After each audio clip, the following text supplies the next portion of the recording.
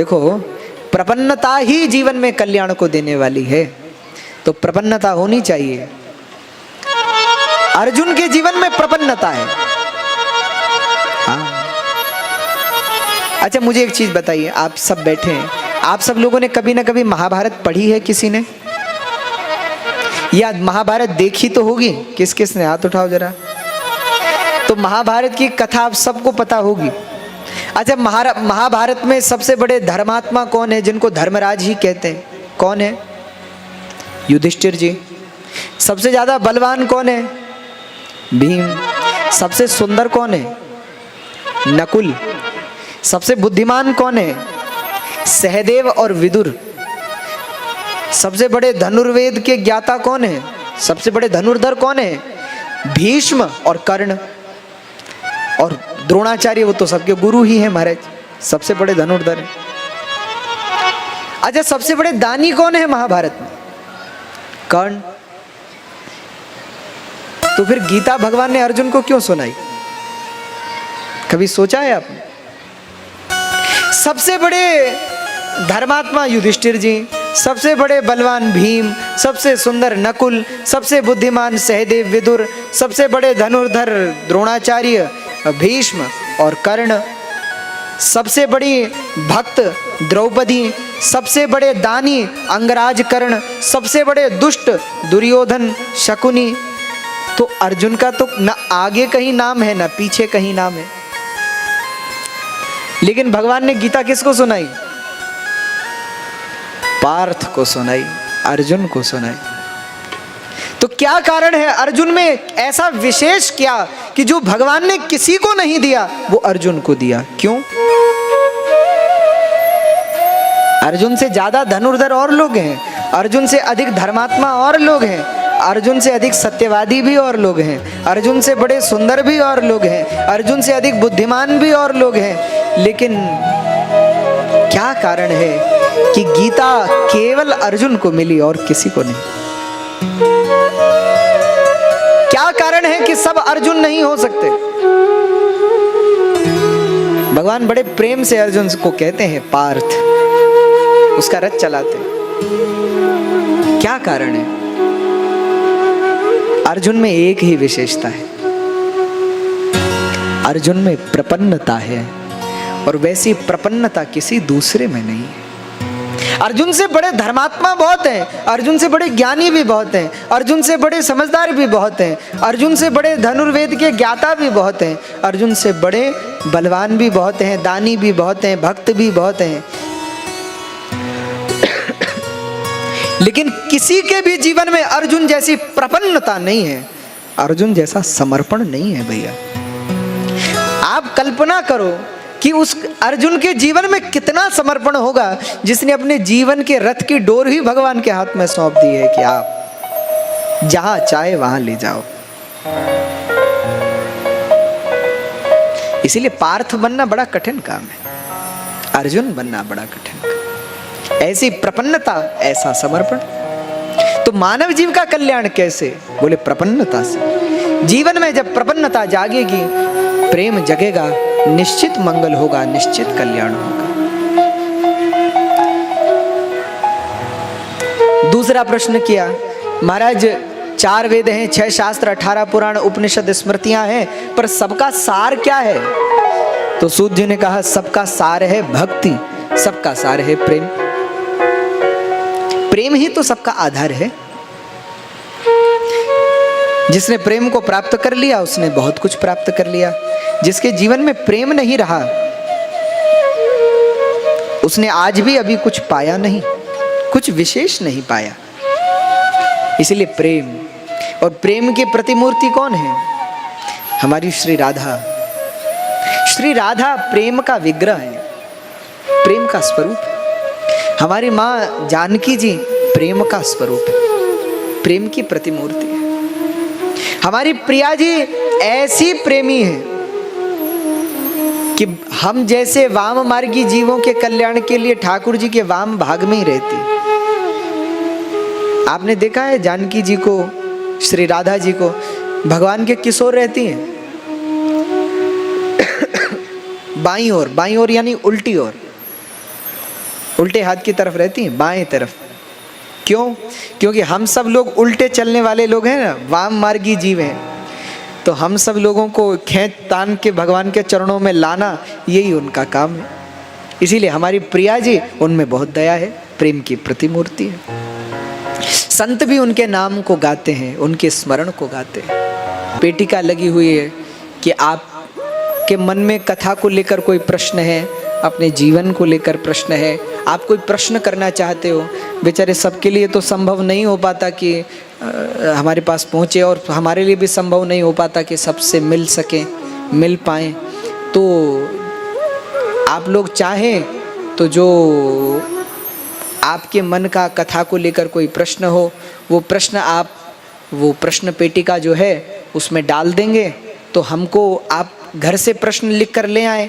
जैसे आज आपके मन में कोई प्रश्न है, आपको अपनी पूजा के विषय में या किसी भी विषय में कुछ पूछना है, कुछ जानना है, आपके मन में किसी भी बात को लेकर कोई संशय है, तो वो एक पर्ची पर लिख लें, अपना नाम लिख लें। नाम लिखना चाहें तो लिखें, नहीं लिखना चाहें जैसी आपकी इच्छा, लेकिन अपना प्रश्न लिखें और उसको जो प्रश्न पेटिका है उसमें डाल दें, तो शाम को हमको प्राप्त हो जाएगा।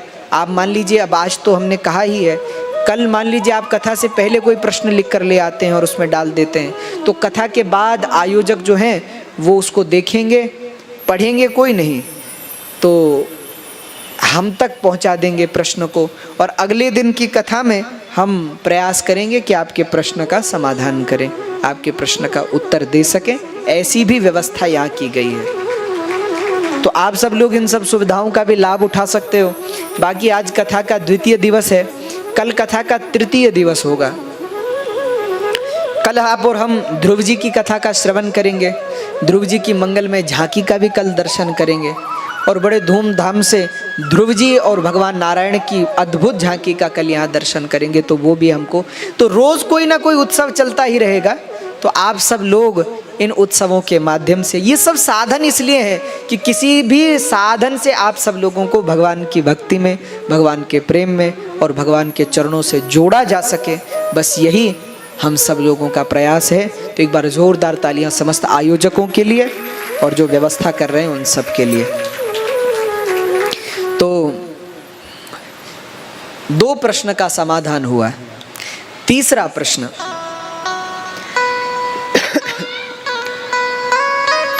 कहते हैं तीसरा प्रश्न ऋषियों ने पूछा, महाराज भगवान अवतार क्यों लेते हैं?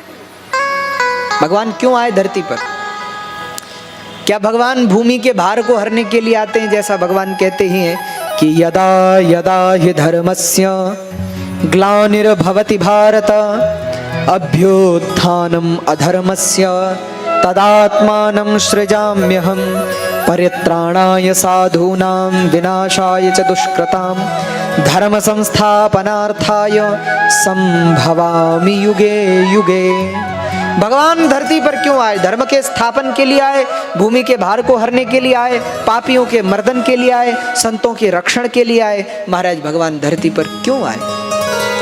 तो बड़ा अच्छा उत्तर दिया सूत जी ने। कहा, बोले भगवान धरती पर आते हैं न तो पापियों को मारने, न भूमि का भार हरने, न धर्म की रक्षा के लिए, तो बोले भगवान धरती पर आते हैं परित्राणाय साधूनाम, अपने साधुओं के लिए, अपने संतों के लिए, अपने भक्तों के लिए। भगवान तो धरती पर अपने भक्तों से भेंट करने को आते हैं, मिलने को आते हैं। इसलिए कहते हैं, बांध लेते भक्त मुझको प्रेम की जंजीर में, इसलिए इस भूमि पे होता मेरा अवतार है। भगवान का अवतार होता है भक्तों से मिलने के लिए। चौथा प्रश्न किया, महाराज भगवान के कितने अवतार हैं? बोले वो तो बहुत हैं, पर मुख्य भगवान के 24 अवतार हैं। अच्छा, 24 की संख्या बड़ी सुंदर है। आप अगर देखेंगे तो हमारे यहाँ अवतार 24 कहे गए, गायत्री मंत्र में अक्षर 24 कहे गए, तत्ववेत्ता तत्व 24 कहते हैं। हमारे जैन भाइयों के यहाँ तीर्थंकर भी 24 है। तो 24 की संख्या बड़ी अच्छी है। भगवान के अवतार भी 24 है, लेकिन 24 में भी जो भगवान का मुख्य अवतार हैं वो राम और कृष्ण, ऐसा कहा गया। इसके उपरांत ऋषियों ने 5वां प्रश्न किया, महाराज भगवान कौन कौन सी लीलाएं करते हैं, बोले वो आपको आगे 10वें स्कंद में सुनाएंगे। तो छठा प्रश्न किया, धर्मः कम शरणम गतः, जब भगवान अपने धाम को चले जाते हैं तो धर्म किसकी शरण में गया? बोले जब भगवान अपने धाम को चले गए तो धर्म श्रीमद् भागवत में ही समाहित हो गया, समायोजित हो गया। बोले श्रीमद् भागवत महापुराण की। तो ऐसा कहा। ऋषियों ने फिर 3 प्रश्न पूछे, महाराज आप हमें ये बताओ, भागवत के वक्ता कौन है, श्रोता कौन है, रचयिता कौन है? तब व्यास जी ने कहा, हे ऋषियों, भागवत के वक्ता हैं सुखदेव जी, भागवत के रचयिता हैं व्यास जी, और भागवत के श्रोता हैं परीक्षित महाराज। तो महाराज इनका चरित्र आप हमें विस्तार से सुनाइए। तो सुनाने लगे व्यास, सुना रहे हैं सूत जी। सूत जी कहते हैं, ऋषियों एक बार पूर्व काल की बात है। द्वापरे समनुप्राप्ते तृतीये युगपर्यये जातः पाराशरां द्योगी वासव्यां कलया हरे। पूर्व काल की बात है, एक बार द्वापर युग के अंत में श्री नारद जी महाराज व्यास जी के आश्रम में पहुंचे। उन्होंने देखा व्यास जी बड़े दुखित हैं, तो दुखित देखकर व्यास जी को पूछा कि पाराशर्य महाभाग भवत कच्चिदात्मना परितुष्यति शारीरा आत्मा मानस एव वा। हे पराशर नंदन, हे व्यास जी, आप इतने दुखी क्यों दिखाई दे रहे हैं? देखो, व्यक्ति को सदा मुस्कुराना चाहिए, सदा प्रसन्न रहना चाहिए। जिसको भगवान पर दृढ़ भरोसा है उसके जीवन में कैसा दुख, मुस्कुराओ। जीवन में बड़े से बड़ा संकट आए तो भी मुस्कुराओ। क्यों? क्योंकि जिसको भगवान का आश्रय है उस पर कैसा संकट। एक कथा मैं प्राय सबको सुनाता हूं, आज भी आपसे निवेदन कर रहा हूं। वो कहते हैं ना, एक बार बहुत लोग एक बड़ी सी नाव से सफर कर रहे थे। समुद्र में नाव चल रही थी, कोई गा रहे हैं, कोई नाच रहे हैं, कोई सोए हैं, कोई लेटे हैं, कोई बैठे हैं, कोई बात कर रहे हैं, सब अपने में व्यस्त थे। इतने में आया तूफान, और जो समंदर में तूफान आया, बड़ी बड़ी लहरें उठने लगी, नाव हिलने लगी। सब घबराए कि लगता है अब नाव डूबेगी, कोई बचेगा नहीं। सब रोने लगे, सब एक दूसरे को मिलने लगे। सब जो नाच रहे थे नाचना बंद कर दिया, जो गा रहे थे गाना बंद कर दिया, जो लेटे थे वो उठ खड़े हुए। सब रो रहे हैं, सब अपने पापों को याद कर रहे हैं, भगवान को याद कर रहे हैं कि अब तो मरना है, मरना है, मरना है। लेकिन उन्हीं लोगों में एक व्यक्ति निश्चिंत होकर लेटा है। तो उस व्यक्ति की पत्नी उसके पास गई, बोले महाराज, कोई दौड़ रहे हैं, कोई भाग रहे हैं, कोई रो रहे हैं, कोई चिल्ला रहे हैं, और आप इतने आराम से लेटे हैं। भयंकर तूफान आ रहा है, नाव कभी भी डूब जाएगी, तो सब मर जाएंगे, कोई बचेगा नहीं, और आप इतने निश्चिंत होकर लेटे हुए हैं, सोए हुए हैं, क्यों? कहते हैं उस व्यक्ति ने अपनी पत्नी की बात जो सुनी तो वहीं बगल में कुछ फल रखे थे, और फल के साथ में एक चाकू रखा हुआ था। तो उस व्यक्ति ने तुरंत वो चाकू निकाला और अपनी पत्नी के गले पर रख दिया।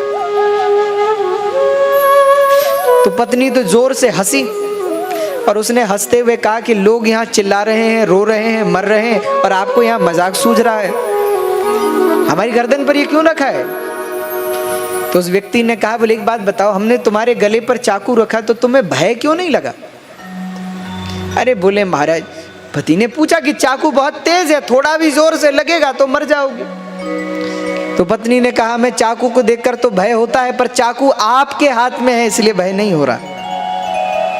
तो उस व्यक्ति ने कहा, बोले हम भी तो यही कह रहे हैं, तुम तूफान को देख रही हो, लेकिन हम ये देख रहे हैं कि ये तूफान भी तो हमारे गोविंद के ही हाथ में है, और जब तक उनके हाथ में है तब तक कौन हमारा क्या बिगाड़ सकता है। भैया, जिसको भगवान पर भरोसा है, फिर कैसा दुख, कैसी चिंता, कैसा कष्ट, कैसी समस्या। लेकिन लोगों का स्वभाव हो गया है उदास रहने का, वो 24 घंटे उदास रहते हैं।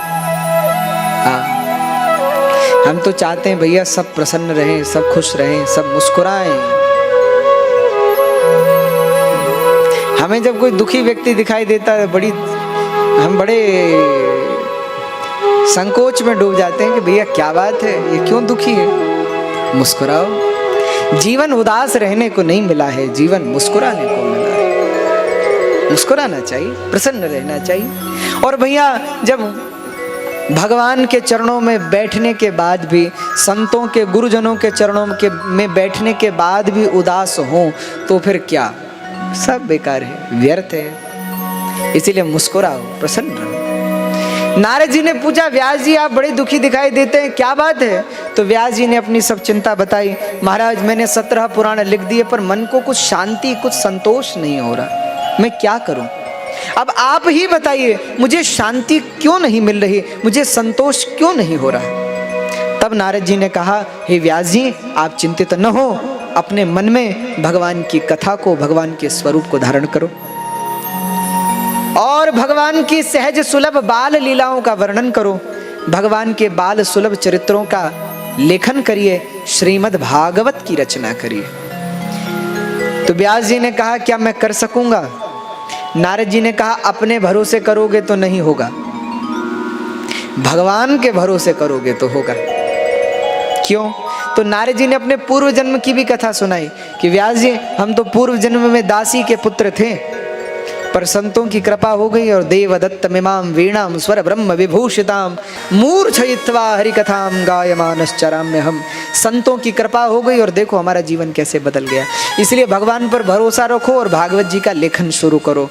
तो व्यास जी पहुंचे बद्रीनाथ और बद्रीनाथ में भागवत जी को लिखने लगे। श्रीमद् भागवत की रचना जब पूरी हो गई तो व्यास जी के मन में आया कि भागवत दूं किसे, इसके अधिकारी कौन है, इसके लायक कौन है? तो मन में आया, मेरा पुत्र सुखदेव परमहंस है और श्रीमद् भागवत परमहंसों की संहिता है, इसीलिए ये तो सुखदेव जी को ही मिलनी चाहिए। इसलिए व्यास जी ने अपने कुछ शिष्यों को भागवत के 2 श्लोक सिखाए, जंगल में भेजा, बोले जाओ जंगल में ने 2 श्लोकों को गाना, मेरा पुत्र सुनेगा तो आएगा। शिष्य जंगल में भागवत के श्लोकों को गाने लगे। पहला श्लोक गाया जो भागवत के 10वें स्कंद के 21वें अध्याय का 5वां श्लोक है, शिष्यों ने गाया, बर्हा पीडम नटवर वपुः कर्णयो कर्णिकारं बिभ्रद्वासः कनककपिशं वैजयन्तीं च मालां रन्ध्रान् वेणो रधरसुधया पूरयन्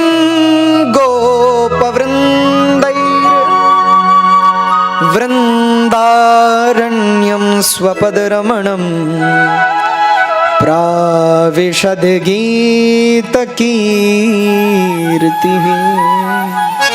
शिष्यों ने गाया, कैसे दिखते हैं भगवान? बरहा पीडम नटवर वपु, माथे पर मोर पंख का मुकुट है, कर्णयो कर्णिकारम, कानों पर कर्णिका का पुष्प रखा हुआ है, विभ्रद्वास कनक कपिशम वैजयंतीं च मालां, गले में वैजयंती की माला है, और रंध्रान वेणोरधर सुधया पूरयन गोपवृंदै, अधरों पर वंशी है, वृंदारण्यम स्वपदरमणम प्राविशद गीतकीर्ति, वृंदावन की ओर चल रहे हैं ठाकुर जी, मुस्कुरा रहे हैं, अपनी वंशी बजा रहे हैं और चल रहे हैं। कहते इस छवि का दर्शन जब सुखदेव जी ने श्लोक के माध्यम से किया तो उनका मन जो ब्रह्म में था वो ब्रह्म से निकलकर भगवान में लग गया, समाधि खुल गई। तो बरबस ब्रह्म सुखई मन त्यागा, ब्रह्म सुख छूटा, सगुण में मन लगा। पर फिर सुखदेव जी ने सोचा जो बहुत सुंदर होते हैं उन्हें अपने पर बड़ा अभिमान होता है, कहीं हम सब छोड़ करके इनके पीछे लग गए और ये अभिमानी हुए तो फिर बैठ गए, ध्यान में लग गए। शिष्यों ने दोबारा दूसरा श्लोक गाया, भैया भगवान का स्वरूप ही सुंदर नहीं है, केवल भगवान सुंदर नहीं है, भगवान का स्वभाव भी बड़ा सुंदर है। तो कैसा स्वभाव है ठाकुर जी का? अहो बकीयं स्तनकालकूटं जिघांसयापाय यदप्यसाध्वी, लेभे गतिं धात्री उचितां ततोऽन्यं कं वा दयालुं शरणं व्रजेम कं वा दयालुं शरणं व्रजेम। भगवान से बड़ा दयालु दूसरा कौन होगा बोलो? अरे जो पूतना मारने आई थी, विष पिलाने आई थी भगवान को, उसका भी कल्याण कर दिया जिन्होंने।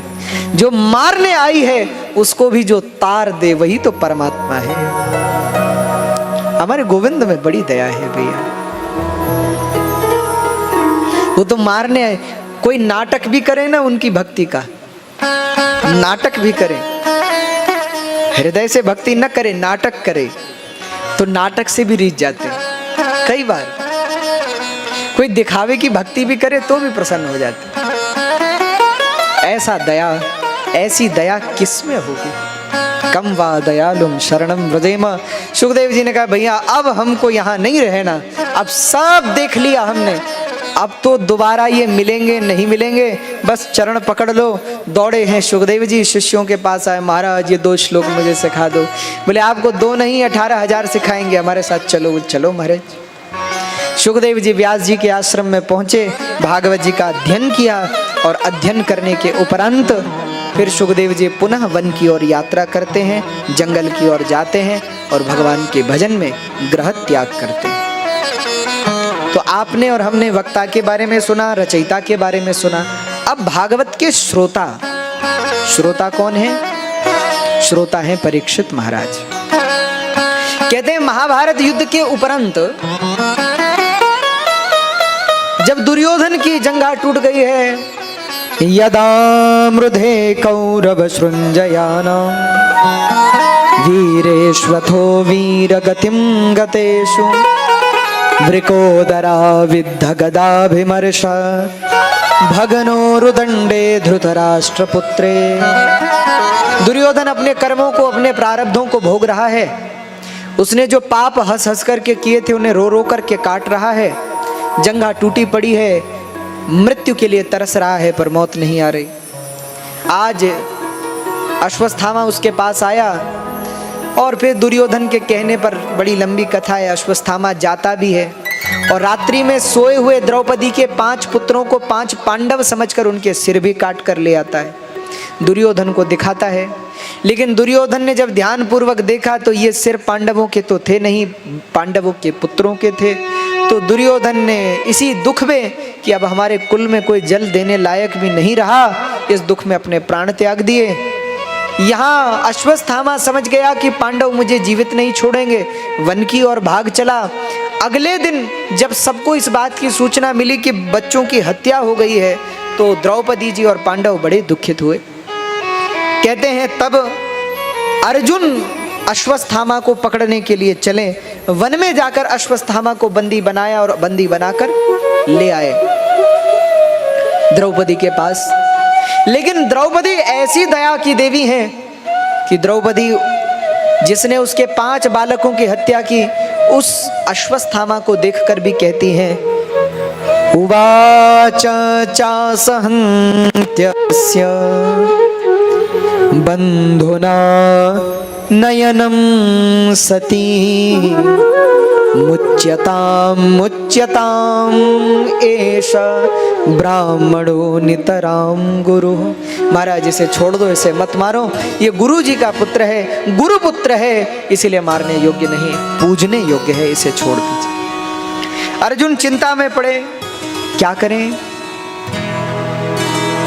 क्योंकि भीम कह रहे हैं इसे मार दो। अर्जुन तू इतना सोचता ही क्यों है, मार दे इसको। और द्रौपदी कहती है कि नहीं नहीं छोड़ दीजिए। युधिष्ठिर जी भी धर्म है ना, उन्होंने भी कह दिया कि हाँ हाँ छोड़ दो। अब युधिष्ठिर जी तो कह रहे हैं छोड़ दो, द्रौपदी कह रही है छोड़ दो, और भीम कह रहे हैं अगर तुम इसे छोड़ भी दोगे तो मैं इसे नहीं छोड़ूंगा, इसे मार डालूंगा। अर्जुन तू इसे मार, पापी को तो मारना ही चाहिए, ये आतताई है, दुष्ट है और दुष्ट वध के ही योग्य होता है। अर्जुन के जीवन में जब जब प्रश्न खड़े होते हैं, अर्जुन के जीवन में जब जब दुविधा खड़ी होती है, तो अर्जुन के प्रश्न के समाधान कौन करते हैं बोलो? जब जब पार्थ के मन में शंका आती है तो पार्थ बस भगवान की ओर देखते हैं कि अब आप ही कृपा करिए। अर्जुन ने आज भी भगवान से कहा कि गोविंद आप क्या ऐसे मौन बैठे हैं, बताइए ना, हम क्या करें, आप ही बताओ। लेकिन समस्या एक दूसरी और भी है। पार्थ प्रश्न करते तो हैं, अर्जुन प्रश्न करते तो हैं कि प्रभु अब हमारे प्रश्न का समाधान आप ही करो, आप हमारे प्रश्न का उत्तर दो। पर श्री कृष्ण की एक और समस्या है, वो सीधा कुछ बोलते ही नहीं, टेढ़ा ही बोलते हैं। अर्जुन ने जैसे ही कहा कि क्या करें, मारे कि छोड़ें, तो भगवान क्या बोले, ब्रह्म बंधुर्न हन्तव्य,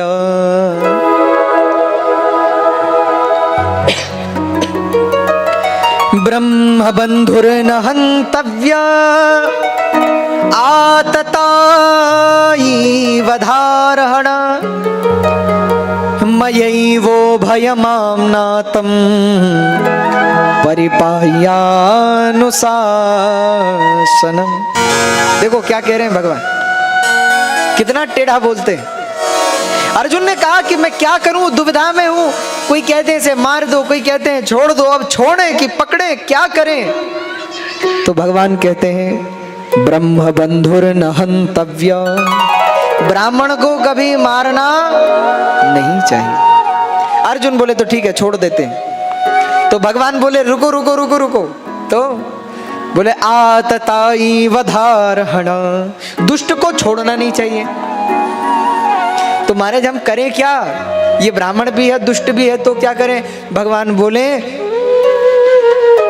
मयैवो भयमाम्नातं परिपाह्यानुशासनम्, ये वेद कह रहे हैं। तो फिर हम क्या करें, बोले इसको मार भी दो और छोड़ भी दो।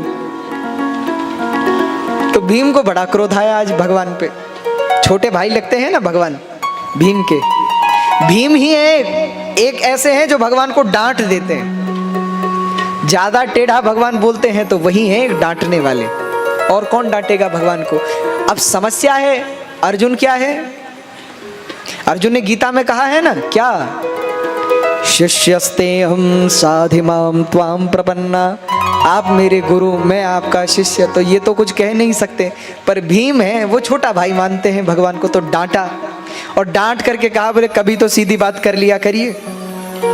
इतना टेढ़ा बोलते हैं, नाम टेढ़ा काम टेढ़ा, चलते हैं वो टेढ़ा, खड़े रहते हैं तो टेढ़े, बोलते हैं तो भी टेढ़ा, कोई काम तो सीधा कर लिया करो। अच्छा एक भीम ही है जो भगवान को डांटते भी हैं और भगवान उनकी डांट का आनंद भी लेते, भीम ही है। महाभारत में और बड़ी सुंदर कथा है, हम आपको सुनाएं। भगवान बहुत समय से द्वारका में थे, तो भगवान का द्वारका में कुछ मन नहीं लग रहा था। तो न भूख लगे भगवान को, न प्यास लगे, न भोजन करें ढंग से। तो पूछ लिया रुक्मणी जी ने, सत्यभामा जी ने कि क्या बात है, आप अच्छे से भोजन भी नहीं करते हैं, बड़ी समस्या है, क्या हुआ, भोजन में कोई समस्या है, हम में कोई समस्या है, क्या समस्या है। भगवान बोले पता नहीं, हमको भूख ही नहीं लग रही। क्यों भैया आपको भूख क्यों नहीं लग रही है। भगवान बोले बहुत दिन हो गए हमने किसी से गालियां नहीं खाई, हमको गाली देने वाला एक ही था। कौन, बोले शिशुपाल, वही था बेचारा जो रोज हमको भर भर के गालियां देता था। अब कोई गाली देने वाला है नहीं, इसलिए हमको भूख लग नहीं रही, क्योंकि उसको तो मार दिया। तो महाराज क्या करें, अब कहाँ से लाएं आपको गालियां देने वाला। फिर भगवान ने कहा कि हम व्यवस्था करते हैं। तो पत्र लिखा हस्तिनापुर, किसके लिए, भीम भैया के लिए, कि भीम भैया हम आपको द्वारका में बहुत याद कर रहे हैं, आइए ना, बहुत दिन हो गए आपसे मिले नहीं, आप आइए। पत्र गया हस्तिनापुर में, तो भीम जी ने तो तुरंत सामान बांध लिया कि हाँ हाँ हाँ चलो चलो चलो द्वारका चलो। सबने कहा कि सुबह सुबह भीम चलने लगे, सबने कहा भोजन तो कर लो। भीम ने कहा भोजन नहीं करेंगे। भीम और भोजन नहीं करेंगे। सबने कहा भैया क्यों, ऐसा क्यों। भीम बोले जब हम द्वारिका जाते हैं ना, तो कृष्ण हमारे लिए बहुत कुछ बना के रखता है, तो भैया आप तो वहीं डट करके भोजन करेंगे, यहाँ नहीं करेंगे, वहीं करेंगे। ठीक है महाराज। तो भीम चले सुबह सुबह और भगवान ने भी द्वारका के जितने भोजन बनाने वाले सबको बुला लिया। बोले कोई लड्डू बनाओ, कोई जलेबी बनाओ, कोई ये बनाओ वो बनाओ। क्यों? बोले भीम भैया आने वाले हैं और वो खूब बढ़िया भोजन करते हैं, तो भैया उनके लिए तो 2-4 लोगों से तो बनेगा नहीं, कम से कम 50-100 लोग चाहिए बनाने वाले, तो बनाओ। तो सब द्वारका में काम चल रहा है भोजन का। इधर भीम है बेचारे, एक रास्ते में कहीं रुके नहीं, कुछ खाया पिया नहीं, सीधे चले कि अब तो वहीं बस जो होगा वहीं होगा। कहते हैं चलते चलते चलते चलते भीम पहुंच गए द्वारिका। तो सोचा था भीम ने कि मुख्य द्वार पर रोज हमको लेने आते हैं, आज भी आए होंगे, पर आज बड़ी गजब हो गई, भगवान लेने ही नहीं गए भीम को। मंत्रियों को भेज दिया, बोले जाओ भीम भैया को ले आओ। तो मंत्री लोग गए, भीम जी का स्वागत करके लाए। तो भीम बोले कृष्ण कहाँ है? बोले महाराज वो अंदर है, कुछ काम कर रहे हैं। बोले नहीं नहीं नहीं, नहीं काम तो कुछ नहीं है। तो भीम ने कहा कि हमको लेने नहीं आए महाराज, हमको भेजा है आपको लेने। क्या बात है, हम तो उसके लिए कहीं रुके नहीं, कुछ खाया पिया नहीं, और बोलो हमको लेने भी नहीं आया मुख्य द्वार पर। अच्छा शायद अंदर आरती लेके खड़ा होगा। ठीक है, तो अंदर पहुंचे तो देखा कि अंदर भी कुछ नहीं। इधर मंत्रियों ने कहा कि महाराज ये बैठक है, आप यहाँ थोड़ी देर इंतजार करिए, प्रभु आते ही होंगे, द्वारिकाधीश आते ही होंगे आपसे मिलने। हमसे मिलने? हमें तो लगा था कि हमारा इंतजार कर रहे होंगे। नहीं नहीं महाराज आ रहे हैं, बस आप तब तक इंतजार करो। तो भीम ने कहा ठीक है। तो भीम को थोड़ा क्रोध भी आए कि बताओ ना हमें लेने के लिए आए, ना हमको पूछा, और इंतजार हमसे और करवा रहे हैं, और भीम बैठे हैं बेचारे।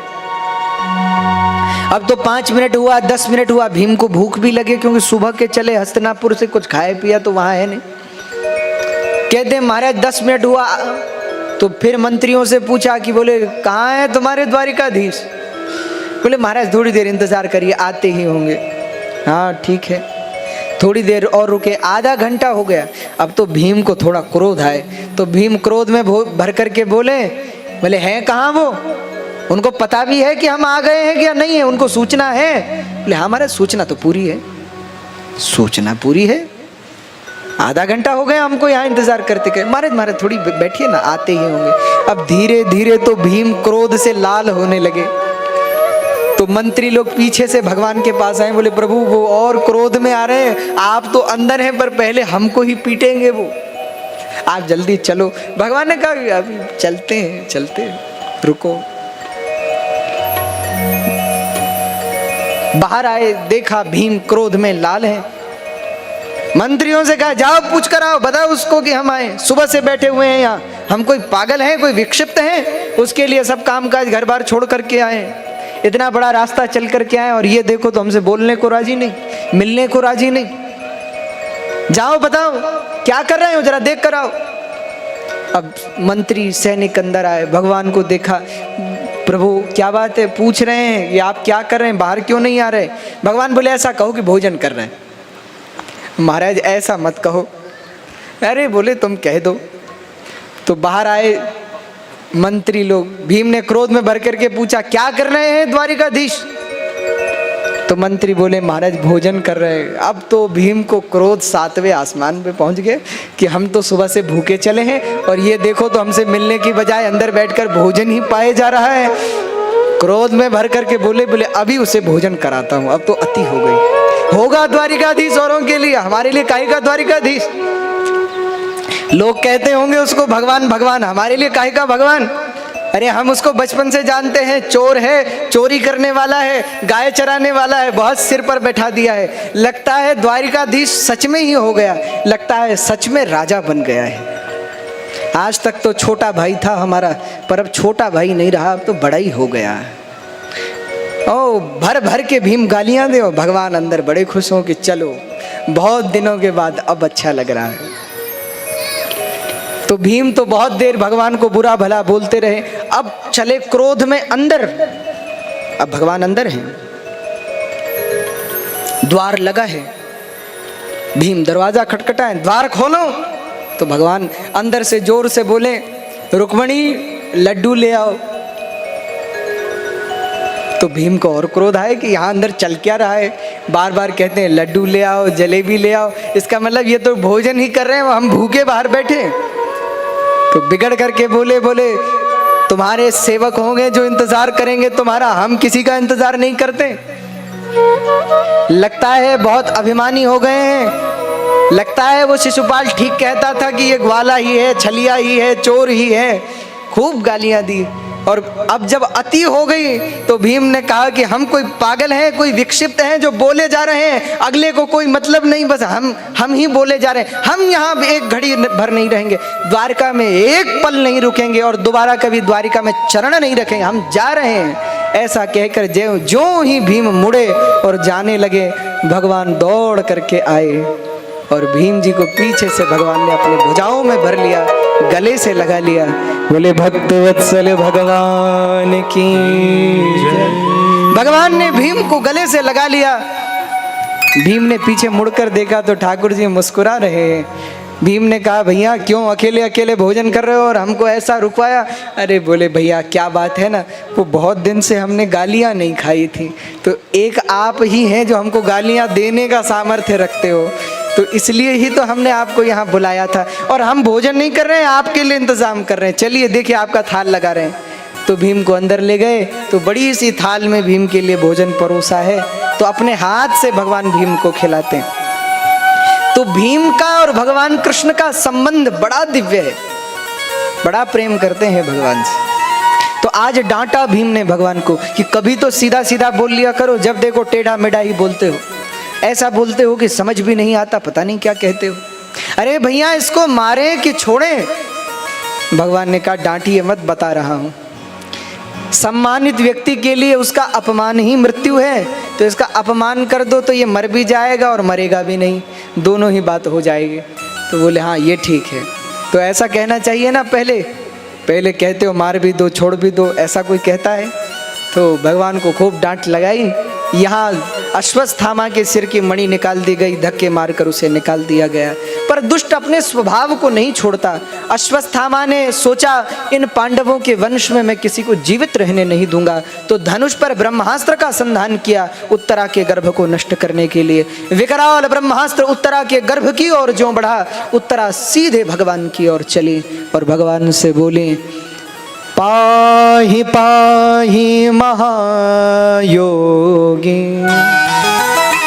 देव देव जगत्पते नान्यं त्वद्भयं पश्ये यत्र मृत्यो परस्परम।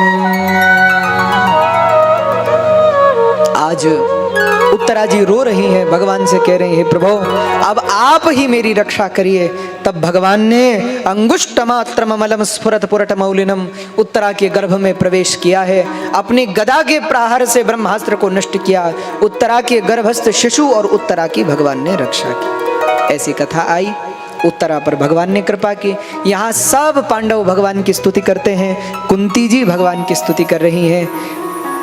नमस्ये पुरुषं त्वाद्य ईश्वर प्रकृते परम अलक्ष्यं सर्वभूतानां अंतर्बहिरवस्थितं कृष्णाय वासुदेवाय देवकी नंदनाय च नंदगोपकुमाराय गोविंदाय नमो नमः। कुंती जी ने बड़ी अच्छी स्तुति भगवान की हे प्रभु मैं आपको प्रणाम करती हूँ। क्यों? क्योंकि आप अंतर बहिरवस्थितम, सबके अंदर भी हैं, सबके बाहर भी अवस्थित हैं, सर्वव्यापी हैं, सब जानने वाले हैं, इसलिए मैं आपको प्रणाम करती हूँ।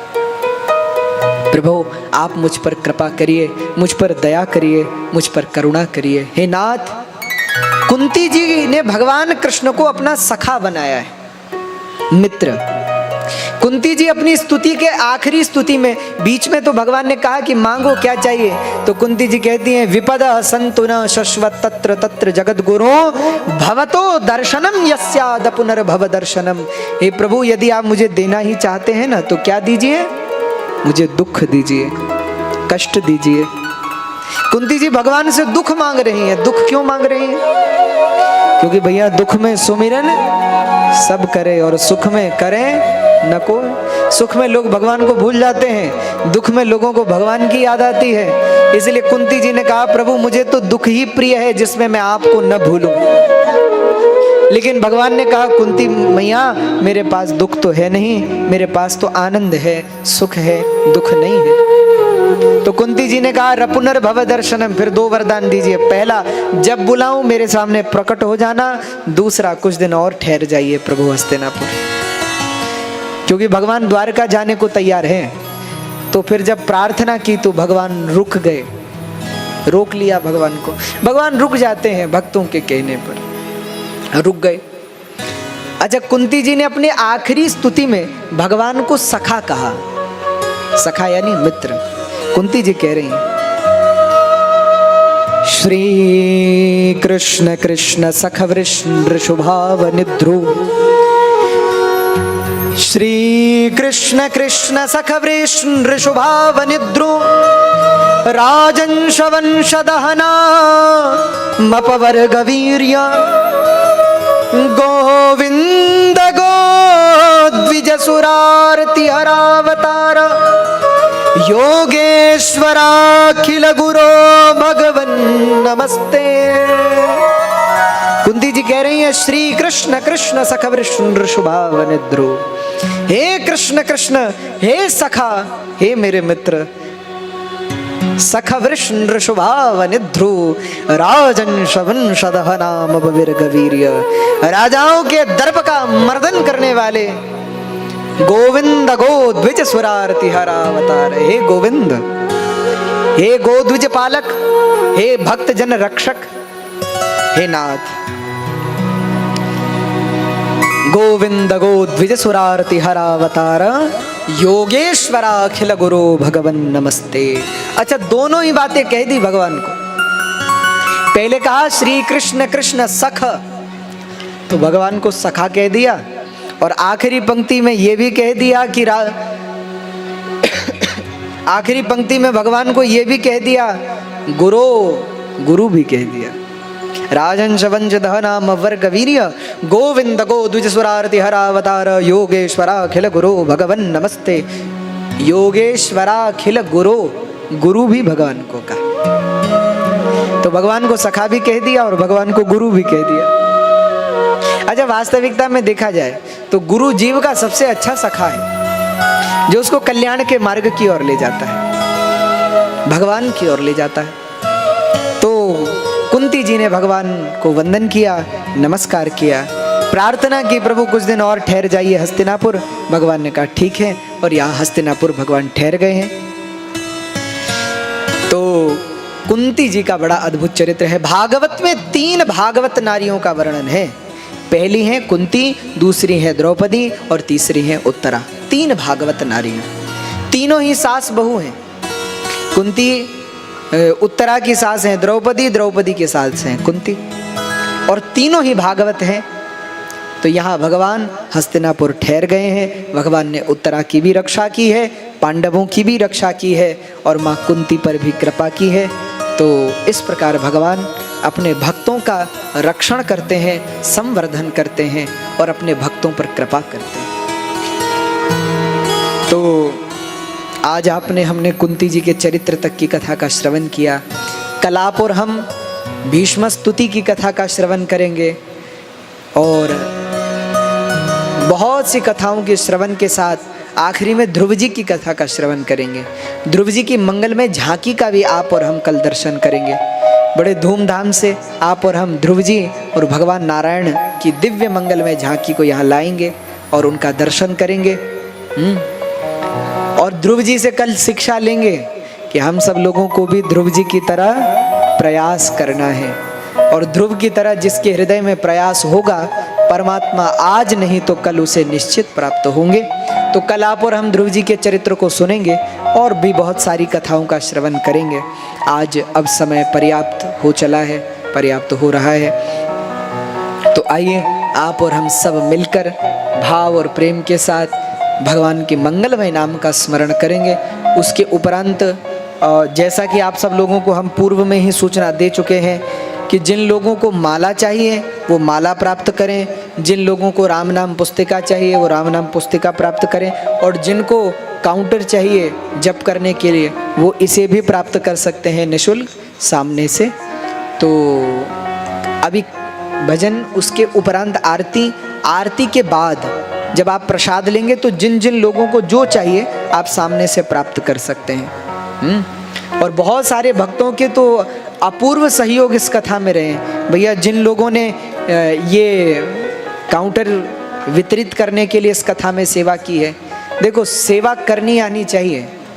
लोग बहुत प्रकार की सेवा करते हैं, कोई प्रसाद की सेवा कर रहे हैं, हमारे संजीव जी आप तो सबके भोजन प्रसाद की व्यवस्था यहाँ पर देख रहे हैं। हाँ, जितने लोग भी हैं सबके भोजन प्रसाद की व्यवस्था में जुटे हुए हैं। तो सब यहाँ कई लोग हैं जिनका इस, क्योंकि ये कथा किसी की किसी व्यक्ति की व्यक्तिगत नहीं है, सामूहिक कथा है, आप सब लोगों की कथा है। तो आप सब लोगों का अद्भुत सहयोग सब कथा में प्राप्त हो ही रहा है। कोई तन से, कोई मन से और कोई धन से अपना सहयोग इस कथा में दे रहे हैं। तो जिन भक्तों ने ये राम नाम पुस्तिका और काउंटर की सेवा इस कथा में की है, एक बार उनके लिए भी जोरदार तालियां। जिन भक्तों ने जो यहाँ भोजन की सेवा कर रहे हैं उनके लिए भी एक बार जोरदार तालियां। जो यहाँ पर इस कथा में धन के माध्यम से भी अपना सहयोग दे रहे हैं तो उनके लिए भी एक बार जोरदार तालियां। तो हम भगवान से प्रार्थना करेंगे कि जो भी, देखो जिसके पास जो है वो उससे भगवान की सेवा कर रहे हैं, तो भगवान भी उन पर यथा योग्य यथा शक्ति अपनी कृपा, अपना आशीर्वाद बनाए, ऐसी हमारी प्रार्थना है। तो आइए इसके उपरांत आप और हम भगवान के स्मरण के साथ फिर कथा को विश्राम दें। तो आज हमने सुखदेव जी का चरित्र सुना है। तो सुखदेव जी की सुंदर सी झांकी बनी है, तो सुखदेव जी की जो सुंदर झांकी बनी है उन्हें ले आएंगे, उनका आप और हम दर्शन करेंगे और सब मिलकर के भाव और प्रेम से गाएंगे। बोले कृष्ण कन्हैया लाल की जय। ओ मेरा काली कमली वाले ने दिल लूट लिया, मेरा काली कमली वाले ने दिल लूट लिया, मेरा काली कमली वाले ने दिल लूट लिया, मेरा काली कमली वाले ने दिल लूट लिया, लूट लिया दिल लूट लिया, लूट लिया, लूट लिया, लूट लिया दिल लूट लिया, लूट लिया दिल लूट लिया, कजरारे नैनों वाले ने दिल लूट लिया, कजरारे नैनों वाले ने दिल लूट लिया, ओ मेरा काली कमली वाले ने दिल लूट लिया, मेरा काली कमली वाले ने दिल लूट लिया। भाव से झूमते हुए, गाते हुए, नृत्य करते हुए प्रेम से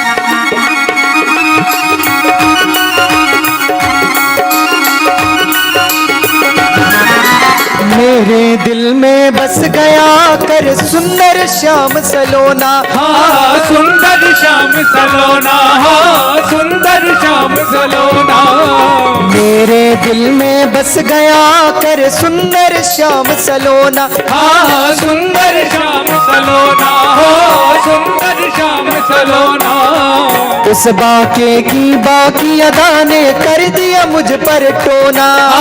कर दिया मुझ पर टोना, कर दिया मुझ पर टोना।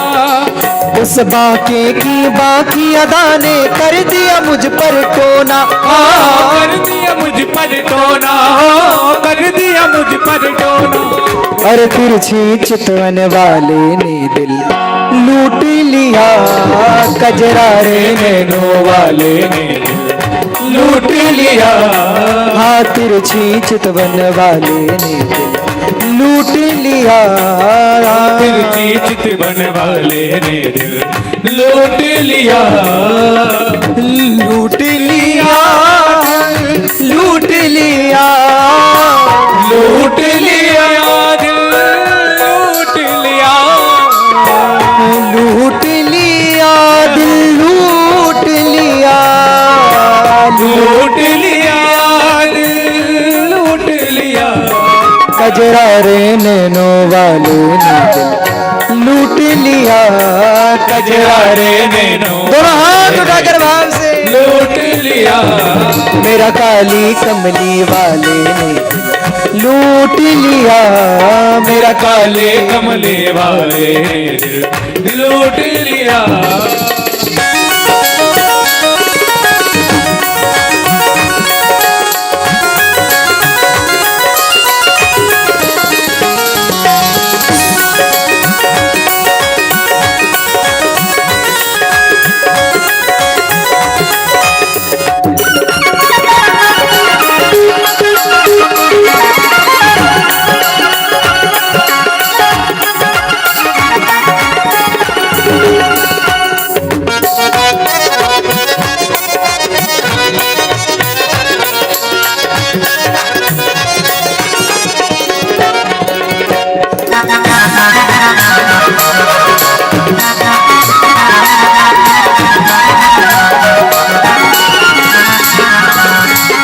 जब से देखी सांवली सूरत हर पल रहूं मैं खोई। हर पल रहूं मैं खोई, हर पल रहूं मैं खोई।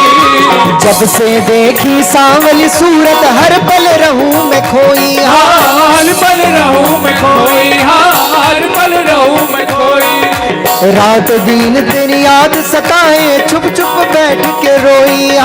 चुप चुप बैठ के रोई, चुप चुप बैठ के रोई। रात और दिन याद सताए छुप छुप बैठ के रोई। चुप चुप बैठ के रोई, चुप चुप बैठ के रोई। उस छैल छबीले ग्वाले ने, उस छैल छबीले ग्वाले ने दिल लूट लिया। कजरारे नैनो लूट लिया। कजरारे नैनो वाले ने दिल लूट लिया। कजरारे कजरारे नैनो वाले ने दिल लूट लिया। लूट लिया दिल लूट लिया।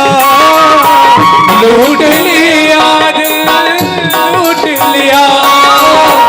लूट लिया दिल लूट लिया। लूट लिया दिल लूट लिया। मेरा काली कमले वाले ने दिल लूट लिया।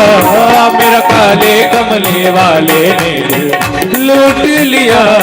मेरा काले कमले वाले ने दिल लूट लिया।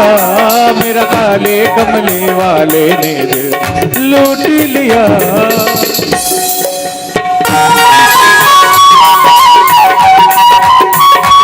जय हो।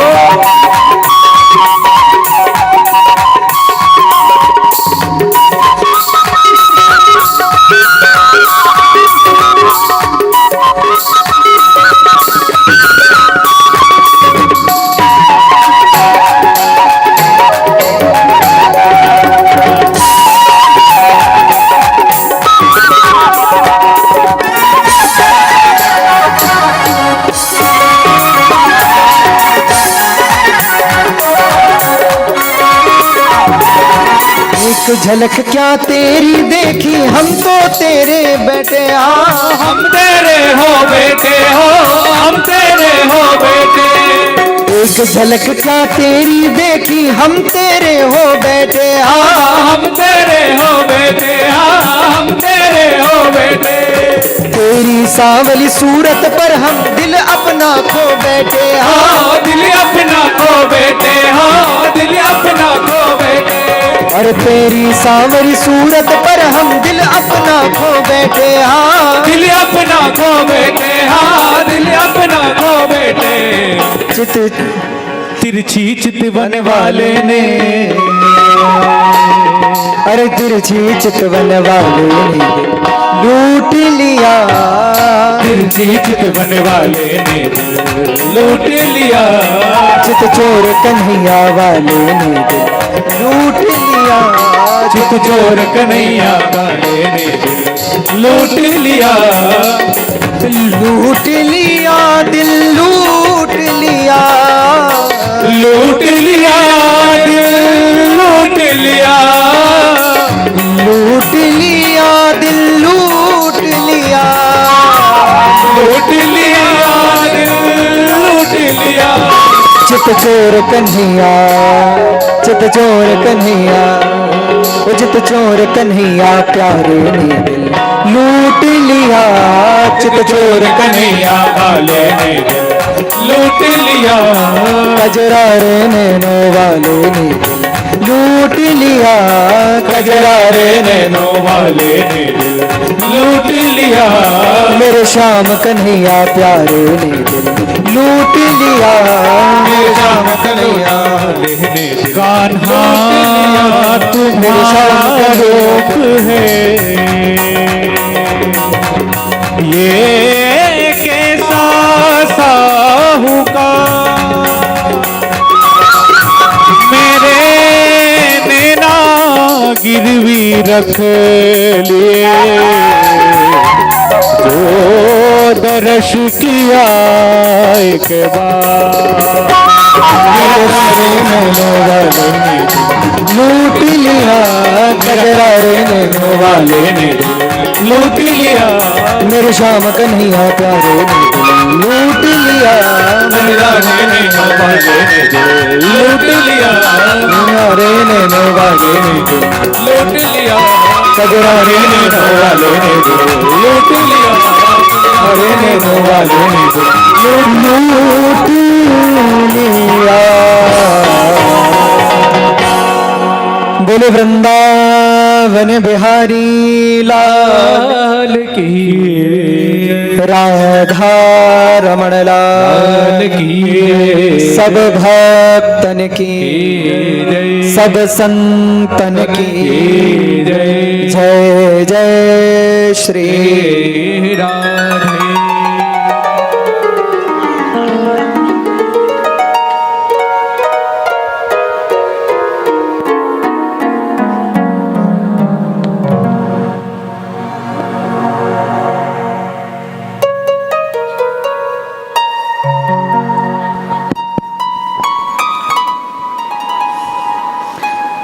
बहुत ही सुंदर झांकी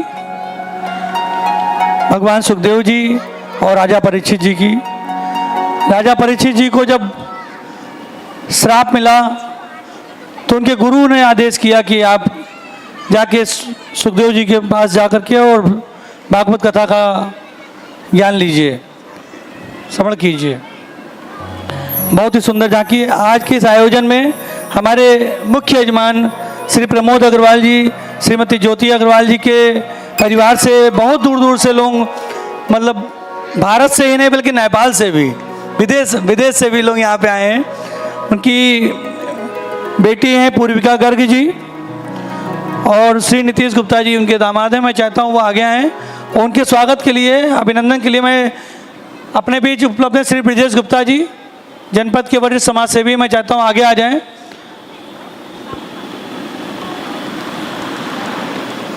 आओ दाई।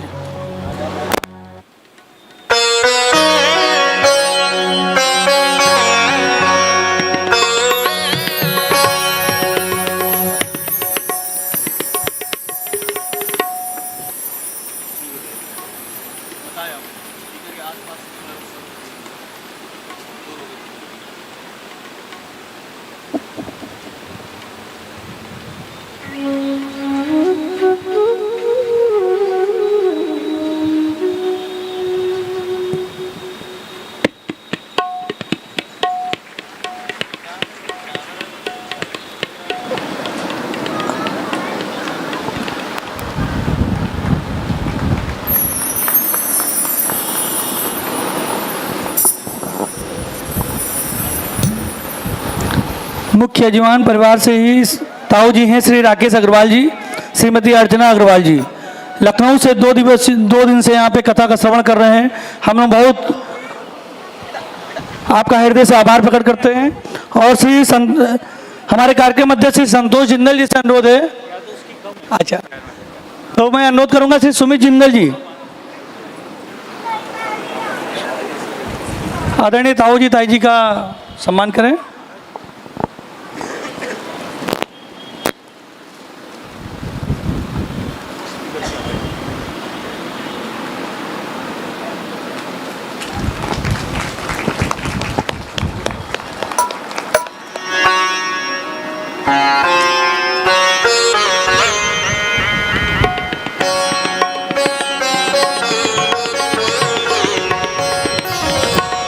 मुख्य यजमान परिवार से लखनऊ से आई श्रीमती सुमन अग्रवाल जी के स्वागत के लिए मैं पुरई से आई पीयूषा द्विवेदी जी को अनुरोध करूंगा कि जल्दी से आगे आकर के उनका सम्मान करें, उनका अभिनंदन करें।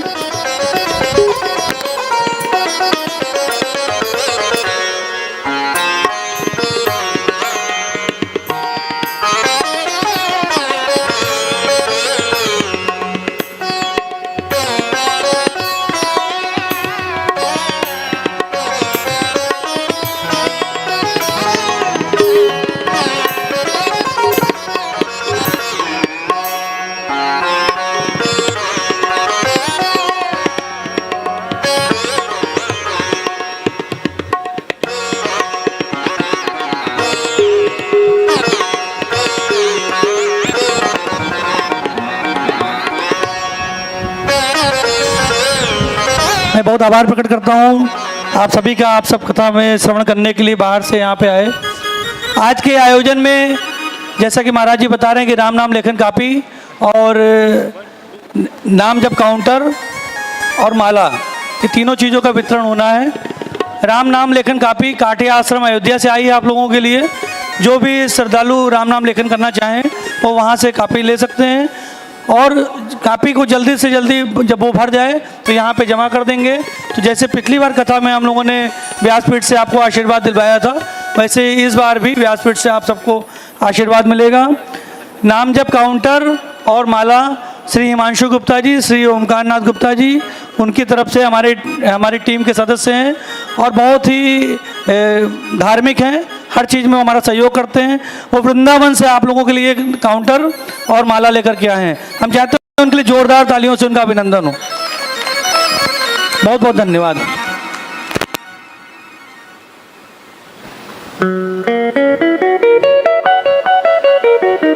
ओम हरि ओम महाज्वालामालने नमः रत्नेश्वरे नमः सर्वोपचारार्थे गन्धात् पुष्पाणिं समर्पयामि। जले ज्वाला थले ज्वाला ज्वालाकाशमण्डले त्रिलोकव्यापिनी ज्वाला ज्वाला देवी नमोस्तुते। मुख्य यजमान जी व्यासपीठ पर आ जाएंगे आरती के लिए। ओम चंद्रमा मनसो जात चक्षोः सूर्यो अजायत श्रोत्रां द्वायस प्राणस्य मुखादग्निरजायतः।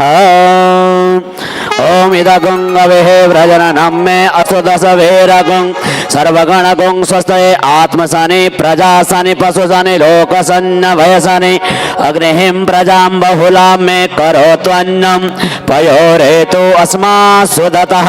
ओम ए देवासो दिवेकादशः पृथिव्यामदेकादश अपशोषितो महेनो ते देवासं यज्ञं युगधम्माः। ओम चंद्रमा मनसो जात चक्षोः सूर्यो अजायत श्रोत्रां द्वायस प्राणस्य मुखादग्निरजायतः। जो लाइट वाले भैया हैं वो पंखा बंद कर देंगे जरा, पंखा। लाइट वाले भैया से निवेदन है पंखा बंद कर देंगे जरा। स्टेज का पंखा बंद कर दीजिए, आरती हो रही है।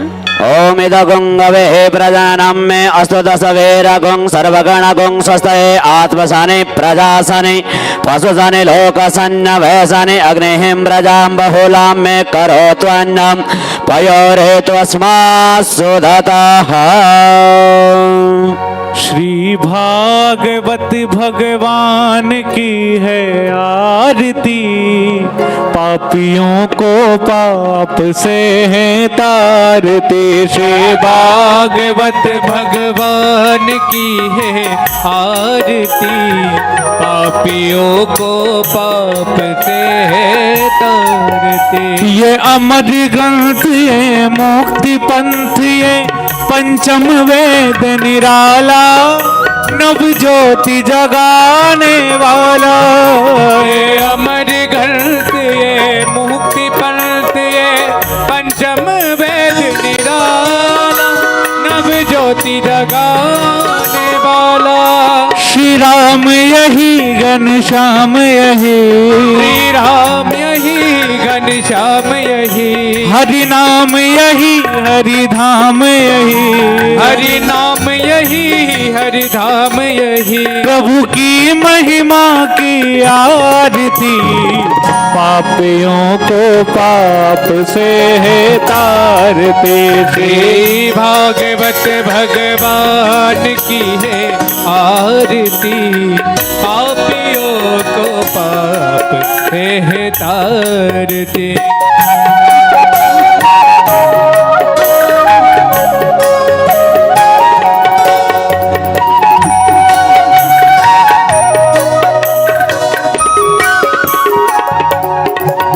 यह शांति गीत पावन पुनीत, पापों को मिटाने वाला, हरि दर्शी कराने वाला। यह शांति गीत पावन पुनीत, पापों को मिटाने वाला, हरि दर्शी कराने वाला।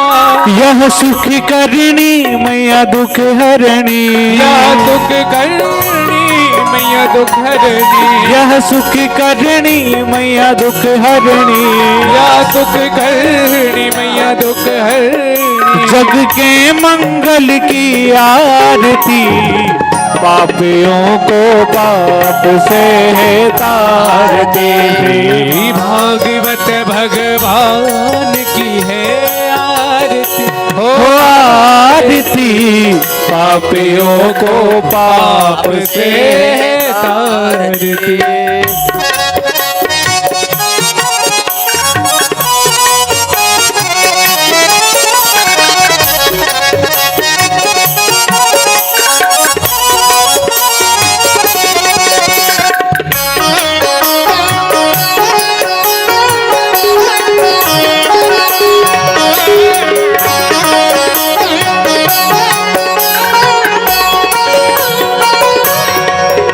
यह मधुर बोल जग बंदी खोल, सन्नी मार्ग दिखाने वाला, बिगड़ी को बनाने वाला। यह मधुर बोल जग बंदी खोल, सन मार्ग बताने वाला, बिगड़ी को बनाने वाला। श्री राम यही घनश्याम यही, श्री राम यही घनश्याम यही, सिया राम यही राधे श्याम यही, सिया राम यही राधे श्याम यही। हरि की महिमा की आरती, सभी दोनों हाथ खड़े करते हुए आरती करेंगे। पापियों को पाप से है तारते, भागवत भगवान की है आरती, पापियों को पाप से है तारते। भागवत भगवान की है आरती, पापियों को पाप से है तारते। कर्पूर गौरम करुणावतारम, संसार सारम भुजगेन्द्रहारम, सदा वसन्तं हृदयारविन्दे, भवं भवानी सहितं नमामि। माला तुलिकाय कृपालमाला से कराय, दिगंबराय दिगंबर नमः शिवाय नमः शिवाय। हरे रामा राम रामा हरे हरे, हरे कृष्णा कृष्णा कृष्णा कृष्णा हरे हरे, कृष्णा कृष्णा हरे हरे